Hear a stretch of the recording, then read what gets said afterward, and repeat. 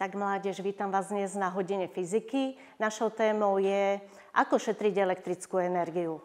Hlavným cieľom hodiny bolo poukázať na zariadenia, ktoré majú najvyššiu spotrebu v domácnostiach alebo vo firmách a poukázať na výhody šetrenia elektrickej energie, čo sa týka toho ekologického aspektu, hlavne prírody, ale aj potom toho ekonomického do budúcnosti. Keď už hovoríme o tej elektrickej energie, skúsme si povedať, čo to je.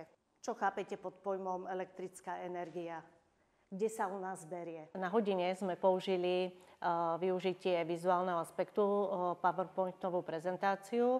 Ďalej žiaci pracovali v skupinovej práci a využili sme vlastne formu diskusie. Vieme povedať nejaké typy elektrárne, ktoré máme na Slovensku? Veterná. To sú tie elektrárne, ktoré využívajú tieto naše obnoviteľné zdroje energie, ku ktorým sa potom počas dňa dostaneme. A potom také tie, ktoré už tu máme a používame. Mároš napríklad? Ako teraz? Áno. Tak napríklad slnečná môžeme. Slnečná to je tiež z tých obnoviteľných zdrojov. Ale čo už sú, ktoré elektrárne postavené?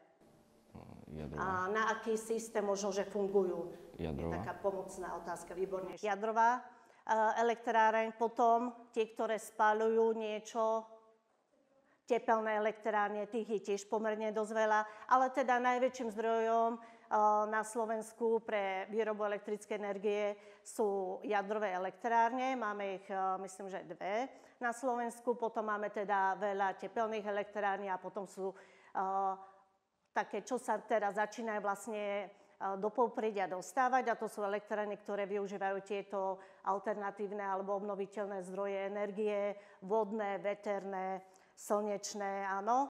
Cieľom hodiny bolo ukázať deťom aj prakticky zručnosti, ktoré môžu vlastne využiť vo svojom živote, ako vypínať viacej svetla, šetriť vlastne tú spotrebu doma, čím najmenej využívať zariadenia, ktoré teda aj vypínať, ktoré nepotrebujú.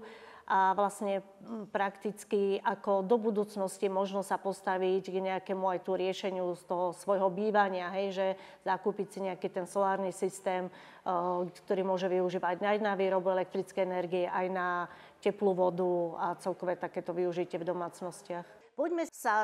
Vrátime do tej maličkej bunky, kde my žijeme, do tej domácnosti a skúsme si povedať, ktoré zariadenia podľa vás majú tú najväčšiu spotrebu elektrickej energie, elektrického prúdu, za ktorý platíme. Tak ktoré idú furt, že neustále? Výborne. Zariadenia, ktoré máme stále doma zapnuté, ktoré sú to? Šimon, skús ty.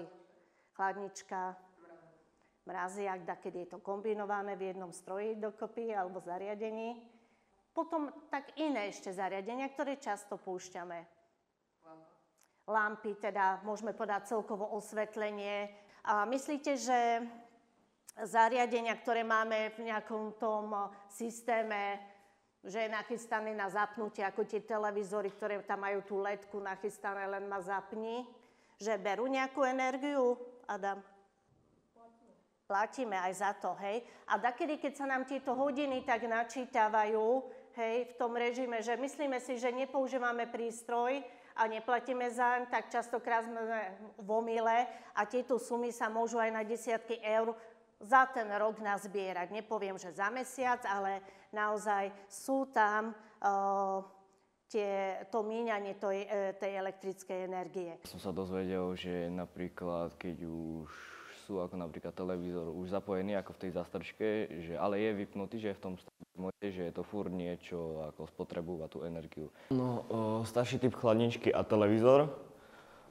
Tá chladnička spotrebovala 1,5 kWh a zaplatilo sa 24 centov a televízor 0,43 kWh a zaplatilo sa iba 6 centov. A ešte som meral počítač, ten mal 0,8 kWh a zaplatilo sa za 12 centov. Dobre, skúsme ten počítač, ten bol ako dlho zapnutý? 24 hodín bol. 24 hodín, priebehu, ale nepoužíval sa. Áno, samozrejme. Skúste, máte kalkulačky, že koľko by sme tak za ten počítač, tú cenu, ešte raz povedz kamarátom. Cenu? Áno. 12 centov. Skúste si nahodiť 12 centov za jeden deň. Teda týždeň má koľko dní? 7. Aká je cena za týždeň? Povedzme si. Koľko? 84 centov. Týždenná spotreba. Nie. A dajme si to ešte mesačne. Takže takýchto týždňov máme krát 4, výborne. Takže zaokrúhlime sa to na 3,50. Áno, platíme za počítač mesačne. A keď má niekto tú mesačnú platbu nastavenú na nejakých 40 eur, my sme doma 5-členná domácnosť, máme okolo tých 50 eur, hej, tak takto si vieme naozaj rozkúskovať, či nám to naozaj sumárne platí, hej, takáto spotreba. Dobre, ďakujem. Žiaci mali možnosť odmerať si spotrebu elektrickej energiách na rôznych zariadeniach, ktoré majú najviac doma vo využití. Dobre, máme takú teraz otázku, námed na diskusiu, aké sú typy, hej, tej úspory elektrickej energie. Ostaňme teda v tých domácnostiach. Čo môžeme robiť? Takže vypínať svetlá a zariadenia, ktoré teda sú v tom stand-by režime, môžeme povedať. Čo ďalej? Inštalovať ledky namiesto klasických žiaroviek. Výborne. Naozaj sú už teraz úsporné, sa tak volajú, žiarovky, ktoré môžeme namiesto takýchto klasických, táto trieda je takto osvetlená, ale máme nové prerobené, aj naša škola vlastne ide do toho šetriaceho režimu, nové prerobené miestnosti, učebne majú už také ledkové svietenia, no? Takže tam šetrí aj naša škola elektrickú energiu.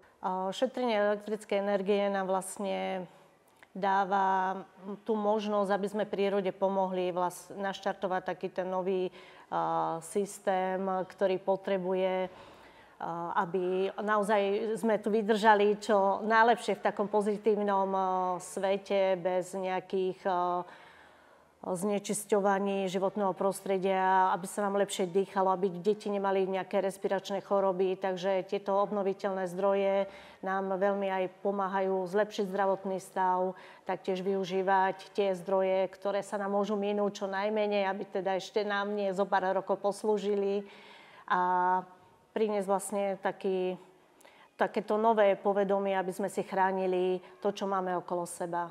Takže aké máme možnosti úspory elektrickej energie? Už ste povedali také tie prvé, hej, využitie svetelnej energie. Aké ešte iné typy tých obnoviteľných alebo alternatívnych zdrojov elektrickej energie nám ponúka príroda? Sarka. Vietor, vodu, výborne. Slnko, hej. Ktoré je také najstabilnejšie u nás? Slnko, áno. Lebo nie všetky dni sú veterné, hej. Nie všade je voda, hej, na púšťach. Potom sú krajiny, ktoré majú naozaj takú suchšiu klímu, to podnebie, kde je aj menej zelenie, hej, je tam viacej púšte. Takže oni určite by týmto spôsobom, že vodná energia nešla. U nás na tej Orave to máme, dokonca tu máme čo postavené? Výborne Oravskú priehradu, hej, ktorá teda nám distribuje hlavne aj tej časti Tvrdošína, hej, elektrickú energiu. My sme si už teda aj vraveli, tá jadrová energia, ale to už je to stabilné, ktoré využívame. Chalani majú teda vodnú energiu, geotermálnu a môžeme si ešte niečo povedať aj ku tej veternej energii.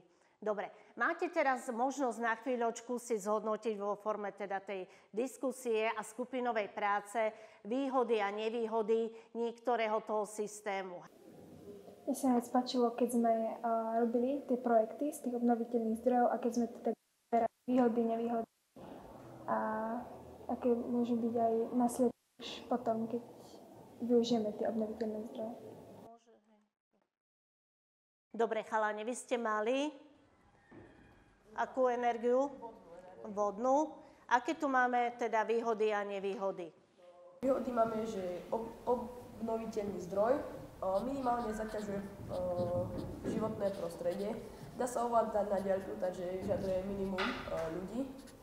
A nevýhody je riziko havárie, je to náročné na výstavbu, hrozí potopa a devastácie rečného ekosystému je závislosť na stabilnom riečnom systéme. Áno, takže tam trošičku tá príroda tiež dostáva zabrať, áno, keď sa postaví takáto elektráreň. Ja by som povedal to, že teraz tá planéta je už v takom stave, že už je to tak na rozhraní, že už je to čo najskôr potrebné riešiť, aby sa to ešte dostala tá planéta z toho škodlivého, ako keby to poviem. Nie, že už tie globálne veci nech už ako keby to vymizne. Tak vám ďakujem, že ste to takto krásne zvládli a dúfam, že do budúcnosti si naozaj ako budúci otcovia, matky, hej, máme tu šetrenie v domácnostiach a chlapi sa pustia raz za nejakých 10 rokov, alebo aj môžete poradiť rodičom, hej, tento systém šetrenia elektrickej energie, hlavne teda je to o tých rodinných domoch, hej, ale sú aj, môže to byť naozaj systém aj v nejakých nových bytových domoch, hej, že kedy sa ľudia rozhodnú, že si zariadia takú fotovoltaiku na streche a viaceré byty sa k tomu akože postavia finančne, hej, poskladajú sa, lebo naozaj tá energia je tá výroba elektrickej energie dakedy v takej až veľkej miere, že sú také zásobníky elektrickej energie, ktoré dokonca niektoré domácnosti predávajú potom, áno, že tí ľudia si to ešte takto spätne finančne produkujú.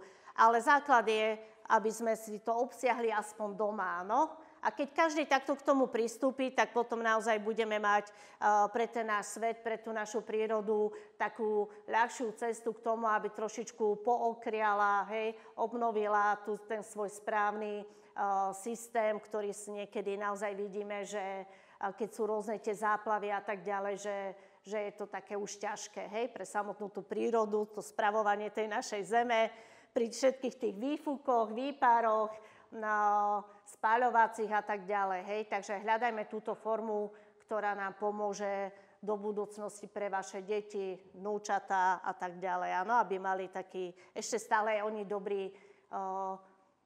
dobré podmienky na život na Zemi. Tak vás ešte raz vám ďakujem. Boli ste super.